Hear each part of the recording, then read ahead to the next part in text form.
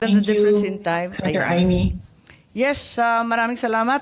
At kung pwedeng ipaliwanag lamang ng ating Vice Presidente kung bakit sinasabi ninyo na kidnapping or extraordinary rendition ang sinasabi. At gusto rin natin malaman yung tungkol sa warrant. Kayo na lang ang mag-umpisa. Salamat. Opo, Senator Amy, may I be allowed to read the statement? Yes, please. Please do so. Okay, thank you. Opo. Mga kababayan, on March 11, 2025, former President Rodrigo Roa Duterte was forcibly taken by the Philippine National Police upon his arrival at the Ninoy Aquino International Airport. He was brought to Villamor Air Base, a military air base, detained for nearly 12 hours, and then flown out of the country on a private jet to The Hague, all allegedly because of a warrant issued by the International Criminal Court. This was patently an illegal arrest. This constitutes extraordinary rendition. A Filipino citizen, a former president, was taken into custody without a valid warrant issued by a Philippine court, without due process, and without any legal basis under our laws. The Constitution is clear. Section 2, Article 3 of our Constitution explicitly states, the right of the people to be secure in their persons, houses, papers, and effects against unreasonable searches and seizures of whatever nature or for any purpose shall be inviolable, and no search warrant or warrant of arrest shall issue except upon probable cause to be determined personally by the judge after examination under oath or affirmation of the complainant and the witnesses he may produce, and particularly describing the place to be searched and the persons or things to be seized. This means that for an arrest to be lawful, it must be carried out pursuant to a warrant issued by a Filipino judge of a Philippine court. Nasaan po ang warrant of arrest na inisyu ng hukuman ng Pilipinas? Wala. Without a valid warrant from a Philippine court, this was at best a warrantless arrest. Under the rules of court, warrantless arrests are only permitted in 3 instances: in flagrante delicto, hot pursuit, and escaped prisoner. None of these circumstances applied to the case of the former president. So, what was the legal basis of his arrest? The authorities acted solely on an ICC warrant, a document that has no legal effect in the Philippines unless reviewed and validated by a Philippine court. In fact, even assuming without conceding that the government itself wished to recognize and enforce the ICC's warrant, it still violated the Rome Statute itself. Even by ICC standards, the former president should have been brought before a Philippine judge to determine the validity of his arrest before it was handed over to a foreign court. Under Article 59 of the Rome Statute, a state party which has received a request for arrest and surrender shall immediately take steps to arrest the person in question in accordance with its laws and the provisions of Part 9, and shall bring that person before the competent judicial authority in that state. Yan ang sinasabi ko paulit-ulit nung nasa labas ako ng gate ng Villamor Air Base. And why was this not done? If they claim to abide by international law and standards, then why did they conveniently choose to ignore this provision?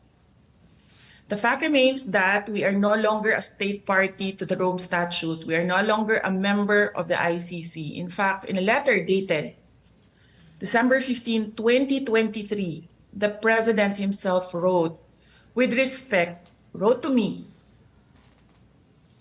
with respect to your concerns, legal or otherwise, on the investigation to be conducted by the International Criminal Court into the previous administration's war on drugs, I remain steadfast in my resolve that the jurisdiction of the ICC over the Republic of the Philippines after the effectivity of its withdrawal therefrom is very much in question.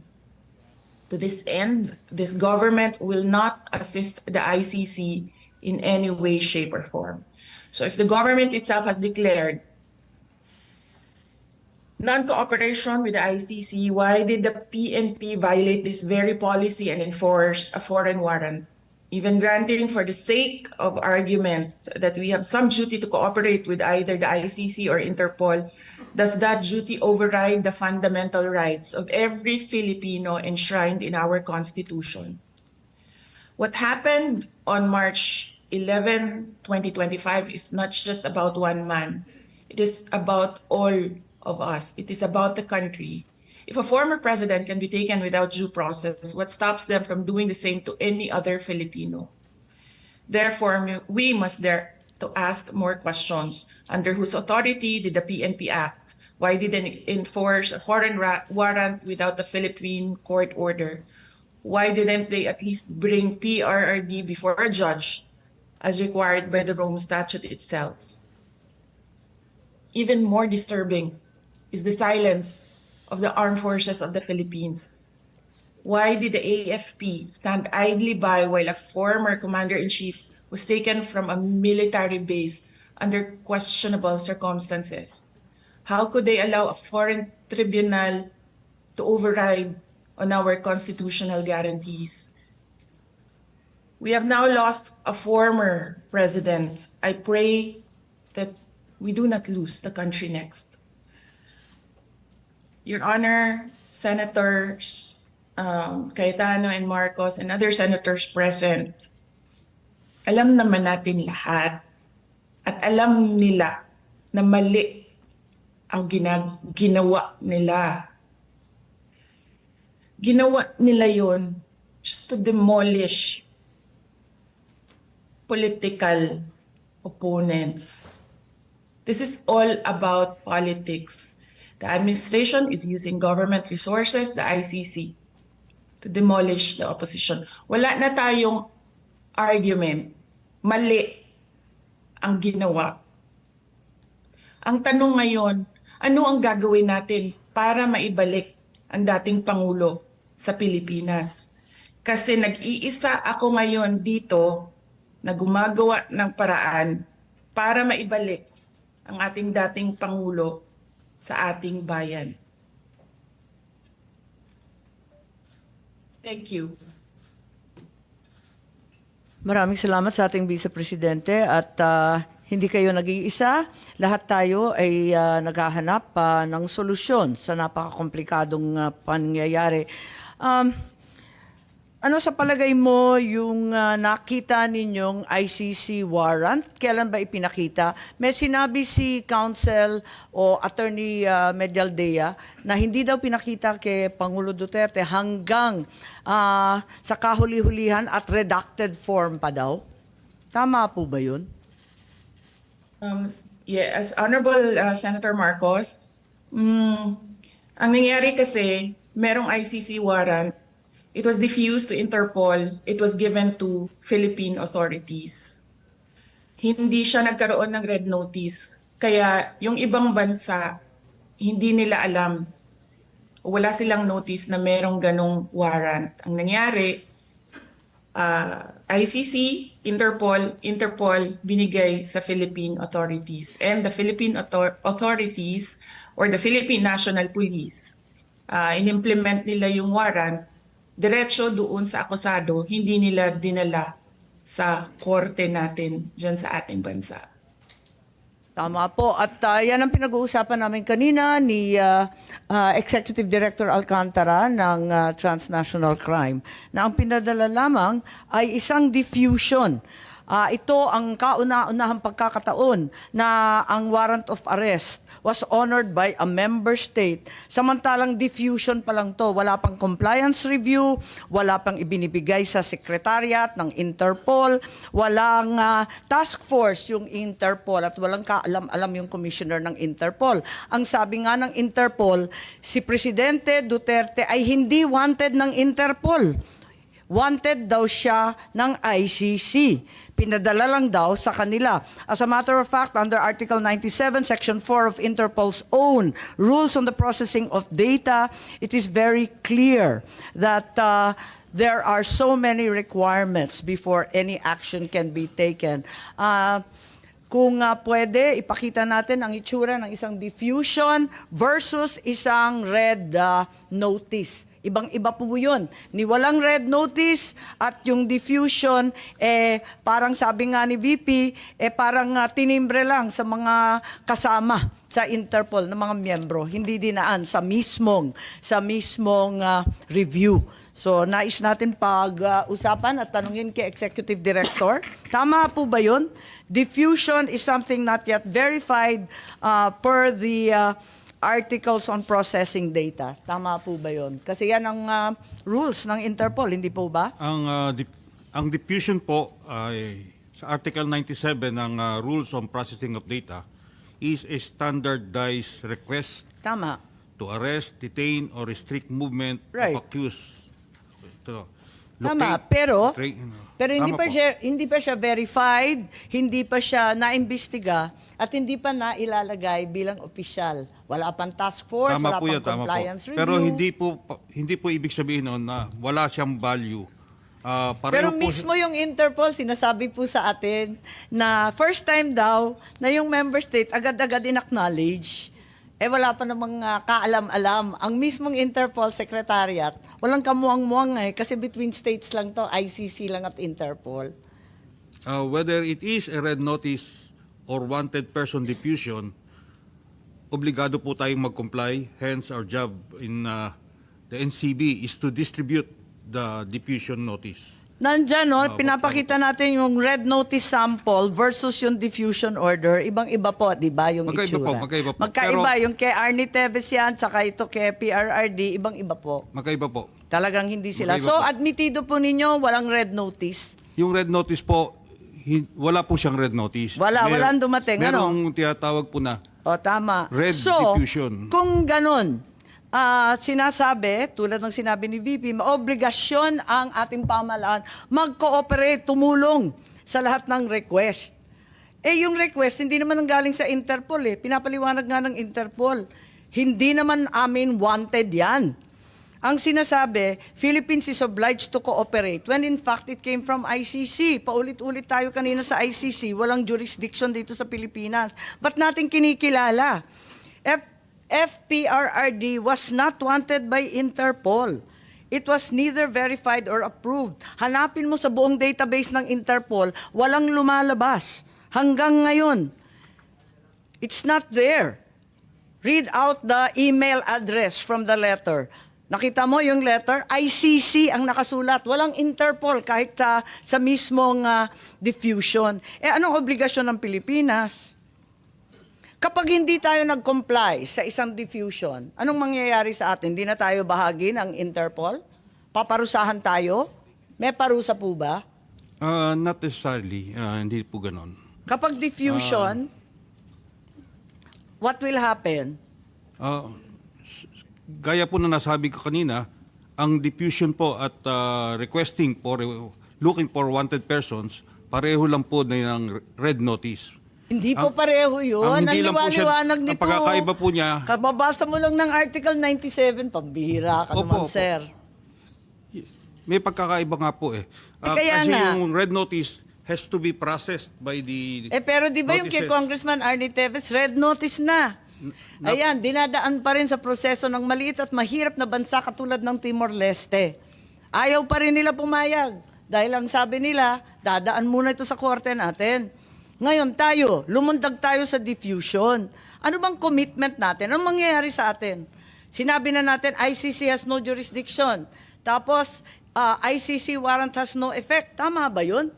Di ano ngayon yung Interpol? May obligasyon ba tayo sa Interpol? Diffusion pa lang to. Obligado po. Obligado. Bakit obligado? Anong mangyayari kung hindi tayo sumunod? Katulad din po yan ng mga ibang red notices na hindi natin nakukuha, but obligado rin po tayo. Ano nga mangyayari? Anong parusa? Papaluin ba tayo? Tatanggalin ba tayo sa Interpol? Iisnabi na tayo ng buong kapulisan ng buong mundo? Hindi ko po masasagot yung gagawin ng Interpol sa atin, but masasabi ko po we have to comply with both the diffusion and the red notice. You have to. We need to. At we the need risk to. of what sanction? We need to. We need to. Yan po yung we Okay. exert our maximum effort to comply with those requests. Nakakagulat lang po dahil kasi eto nga may obligasyon daw pero diffusion lang to at sabi ng Interpol first time daw nga nila na diffusion pa lang lumundag na at inaresto na kagad. Pero parang hindi naman to biglaan kasi General Marbil may memo kayo ng March 10, di po ba? May memo kayo sa kapulisan na mag-mobilize na agad-agad. Libo-libong pulis ang pinamobilize kahit hindi pa ninyo alam na may warrant. Sabi ninyo, hindi ninyo alam Asan yung memo? Nariyan kanina, di ba? Aalala po ba ninyo yung memo na yan? But anyway, ma'am, Hindi. Yung memo, tama po ba yan o mali yung binigay sa amin? 10 po ang nakasulat na date. Tama po ba yan? ma'am, tama po yan, no? Madam Chair, no? Ang preparation namin, although sabi ko nga, narinig po namin na there will be possible na lumabas po yung warrant, based on sa mga dumadating na news, it's standard procedure po ng PNP na mag-prepare po in case that's a part of our planning process. Libo-libo ang minobilize na kapulisan, gumastos ang buong pamahalaan para lamang sa isang chismis galing sa Hong Kong. Sabi po ni Secretary John Vic na chismis lang naman ang umabot sa kanila. Hindi naman sila nakatanggap ng anumang katibayan Ma'am, it's a standard, Madam Chair, it's a standard procedure ng Philippine National Police kay Chismis. So in there, we have to prepare and plan kung ano pong mangyayaring eventualities po. 7,000 po, base sa chismis. Wala kayong No, ano. we don't have any record ng 7,000. I believe Yun ang it, pinagmalaki sa dyaryo. Hanggang dyaryo lang naman kami. Ma'am, wala po kami nilalabas ng ganong karaming tao. I guess it's more of pinapilaki. But I doubt with this number, ito lang po yung nilabas po namin tao. Okay. So, ilan ang minobilize ninyo kung sinasabi niyo labis-labis naman ang 7,000? Sa tingin ko, labis-labis. Isipin mo, chismis lang. Ma'am, based on the numbers, more or less it's a total of 156. Yun lang po yung ano namin. But sabi ko nga doon, it's just a normal procedure. May po mga memo pa na sumunod dyan. Alam naman ninyo yun. Ito lang yung pinakauna. Madam Chair, I have to check po yung numbers ng tao natin. Bakit sinabi 7,000? Nagulat naman kami. Okay lang, pero mabalik dito sa ICC warrant, walang red notice at pati yung Timor-Leste, inisnab yung red notice, ang atin lang diffusion, sa diffusion ang liwaliwanag, kailangan extradition, kailangan in conformity with national laws. I think we've established that and without pounding it into the ground, can we ask now, ipakita muna natin ang video ni Secretary Remulla or yung transcript dun sa budget hearing po nung nakaraang taon. Ang liwaliwanag po at maganda po ang paliwanag ni Secretary Remulla Boying. Opo. But when it comes to them going into the country, kung gusto nila pumasok dito upang manghuhuli at magpasagawa ng warrant na kanila pong na-issue po siguro ng ICC pagdating ng panahon, kailangan ho itong dumaan sa ating court system. Ito po ay kinakailangan ng isang action to enforce a warrant, action to enforce a judgment. Kailangan po dumaan yan sa ating court system. Kaya hindi ho namin pakikialaman kasi yan po trabaho na ng Interpol kung talagang gusto nilang habulin yung tao na nasasaktal. Yung sabihin natin, nag-issue po na warrant of arrest ng ICC, gusto ho enforce ng Interpol dito, pero para ho ito ay matuloy at hindi ho magkaroon ng kasuhan, kinakailangan pumunta muna sila sa korte natin. There are some things that the Supreme Court would be looking at if what was alleged in the crime would have happened when we're still members of the ICC. That is one of the things that can be of importance to the courts when they do enforce a warrant or if they will actually allow a warrant to be served in our country from an international tribunal. Ang problema nga ho ay meron ho sinasabi yung mga kaibigan natin na well-meaning naman. May 200 families daw na gustong magreklamo pero ang hawak daw nila 8. Pero sa 8, ang makakausap nyo 2 lang. Tapos yung 2 pa, wala pang ibibigay na totoong ebidensya. napakahirap po talaga maghabol. Ang ano nga yung nag-hearing po ang Human Rights Committee ng Kongreso tungkol dito. At ang lumalabas po talaga, yung mga nangyari po kasing EJK nung panahon na yon, wala hong police report Walang police blotter, wala hong record. Kaya napakahirap po maghabol talaga. Ayun. Napakaliwanag at napakaganda ng paliwanag ni Secretary Boying na sa ICC man yan, Interpol man yan, dadaan yan sa Korteng Pilipino. Ma'am, ano yan Ang general rule talaga, pag may foreign judgment, you have to enforce it in court. However, ito hong nangyaring ito, ang ginamit po namin dito, Section 17 ng Republic Act 9851. 9851. Pwede ko hong basahin, ma'am? Can I read the provision I think into you the can record? put it on... Into the record? But may I read it into the record, ma'am? Thank you. In the interest of Andito naman justice, sa atin in the interest of justice, the relevant Philippine authorities may dispense with the investigation or prosecution of a crime punishable under this act if another court or international tribunal is already conducting the investigation or undertaking the prosecution of such crime. Instead, the authorities may surrender or extradite suspected or accused persons in the Philippines to the appropriate international court, if any, or to another state pursuant to the applicable extradition laws and treaties. That is Section 17 of Republic Act 9851. So Yes. ito pa yung option na sinasabi ko kanina. Yes, at yan yung pinag-uusapan natin kay Attorney Medina. Baka ibig ninyo mag-comment kasi mahaba po yung sinulat ninyo tungkol dyan. 9851, Section 17, at saka si Senator Cayetano. Unahin po natin na unang ma-recognize si Attorney Medina lang po. Lahat tayo, kabisado natin yung 9851, alam natin yung Section 17, para rin yung Rome Statute, Article 59, sa panahong to na memorize na nating lahat. Attorney po. Thank you for the opportunity, Madam Chair. And with all due respect to our hardworking, brilliant Secretary of Justice, I beg to disagree purely on legal grounds. Again, constitutional, doctrine of constitutional supremacy. Whatever right that is granted by the Constitution cannot be diminished or be in derogation, cannot be diminished or lessened or stripped away by any statute. So if the Constitution guarantees that if a person is to be expelled from the Philippine territory by whatever means, a lawful order of the court is required, that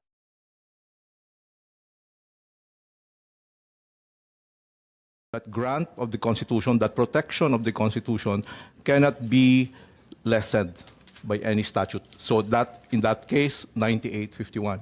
So we have to interpret 9851 in accordance with the broad protection of the Constitution, which means that if you will surrender without judicial proceedings, that would be a violation. So there will be only a very narrow instance, there will be limited instances when surrender can be valid without judicial process. Yun lang po. Maraming salamat. Senator Cayetano, I think you wish to add something. When the SOJ was speaking, yung una kong temptation was to say that, as you said, no, evolution, legal theory, and for the public, no, to be fair, di ba? That happens when lawyers meet, di ba? Na ito yung una kong theory, ito yung application, especially if there's no jurisprudence na prevailing. And even if there's jurisprudence, you can challenge that, of course, but the law enforcers have to follow prevailing jurisprudence. So kanina, what I was tempted to do is to ask you that, you know, when tempers are down and emotions are way, let's see which theory is better. No, whether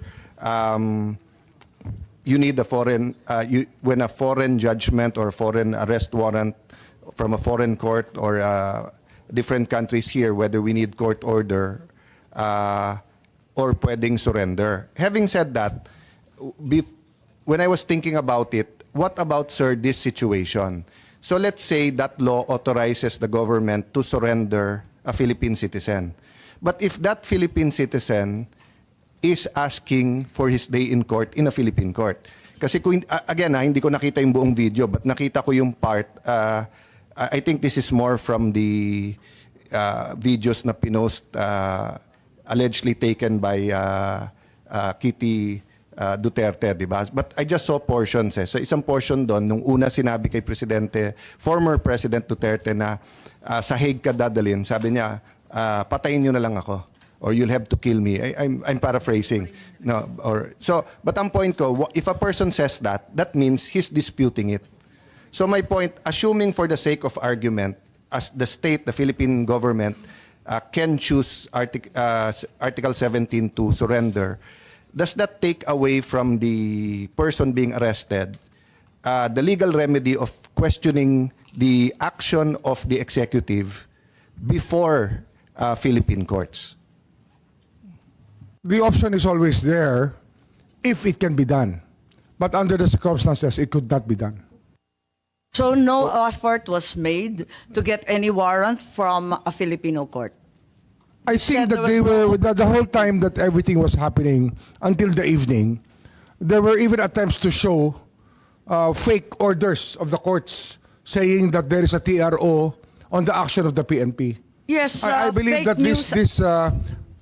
this was being showed by E.S. Medialdea. Am I correct, General Torre? E.S. Medialdea was showing them text messages that there was a TRO. So they were attempting, they were trying their judicial option. But may we I- already decided, it was already decided that I think that's not that Section relevant, 17 Secretary. of Republic Act 9851 will be the one used, the surrender part. May I Sige. clarify them? Just that part, Yes, no? Senator Cayetano. So we agree, di ba, na yun, ICC or whoever may, or extradition, or basta under that law, no? Dumating dito, inarrest, sabi nung Pilipinong inaresto, okay, no problem, I'll face court there, dalhin niyo ako doon. So, walang problema yung surrender, di ba? Kasi he or she surrendered to government, government surrendered under the definition ng surrender under that law, Section 17. But sabi mo, what was your exact word, sir? If possible or if... Ang sabi mo, nung tinanong ko SOJ na, can that person have the opportunity to question before Philippine courts? If it's done, it can be done. Yes. Some people have been managed to get court orders in a matter Yes. of hours. But- Only in this case, wala akong nangyari. Yes, but yun nga ang point ko. Isn't the better rule, we give them reasonable time to do that? So that we don't deprive... Ma'am, excuse me lang kasi there is a pending petition for habeas corpus in the Supreme Court. Okay. We might be stepping already on So having the said ground that, that we have to So we leave take it at next week. that. We have no desire to be Yeah. sub judice. Thank Yeah. you. Madam For Chair, the can reminder. I Yes. just say this? Sir, I will respect that because nga mabigat di ba? Emotionally, legally. But can you study that part? Just for future cases, di ba? Of course. And when we say study, the defense lawyer will say 30 days, 6 months is reasonable. Of course, the law enforcement has to do its job. So in case we come up with a guidance, you could return it to us, but hindi kami magpasa ng batas. But I'd answer the same na sinabi mo ngayon. If I file a draft bill defining that, baka sabihin ng court, see, you admit na pwede pala. So I also don't want to somehow interfere or influence the Supreme Court in this decision. But may I just put it at your table na ano yung reasonable for a Filipino citizen to go to court in case nga this happens. And it's valid nga kasi nga if the ICC issues whether it's Senator Bato or any of our generals or any member of the AFP, I'd like them to be able to go to court to question whatever identity, validity of etc. Thank you. Maybe, Your Honor, we have to look at the perspective of how long this took for the ICC to come up with a warrant. This did not happen overnight. I believe that even Senator Bato has told you that he has received written interrogatories coming from the ICC.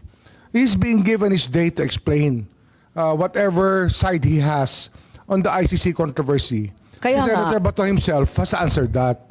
I'm sure the former president was given the chance by the ICC. I mean, I don't think that 125 countries would agree to bully somebody and not give him a chance to explain. I Madam think Chair. that it goes beyond convention that we will allow this to happen. Yes, Secretary Chair. and Senator Cayetano. Yeah, I think I'd like to agree to disagree with you on that part. No, kasi yung questions ko later on are factual. Kasi if you look, I don't know if it was the Solgen, we asked the ICC to pause, to stop so, 'di ba? And number two, iba kasi yung sa akin na mag-explain ka sa Philippine court at mag-explain ka doon. And lastly, sir, I get your point, 125 countries. But President Trump, the US President just said na panay politika ang ICC, sinanction niya and everything. So I can also make the same agreement. US is the greatest country in the world, next to the Philippines, of course. The US is the land of the free. The US ganyan. So if the US thinks the ICC. So I'm respecting your opinion na fair ang ICC, 25, etc. No? However, yun nga ang point ko. The President is almost 80 years old. If the case take out jurisdiction, if the case takes about 6 years, he'll be 86. If it takes 8 years, 88. Kung si Enrile yun, okay lang. When he gets there at 80, he'll be out at 88. He's 101 years old. I'm not saying okay lang ipadala si Enrile. I'm saying he's blessed with longevity and, di ba, sa LEDAC, naglalabi pa, nag-ano ko anong tingin niyan tama. But my point is, sir, yung ako personally, naghahalo na yung legal at emotion pag sinabing nandun na siya, dun siya magpaliwanag. Kasi nga Pilipino na pinadala doon. But I'll agree to disagree with you there and stop there, Madam. Maraming salamat at nais ko lang balikan itong sinasabi natin.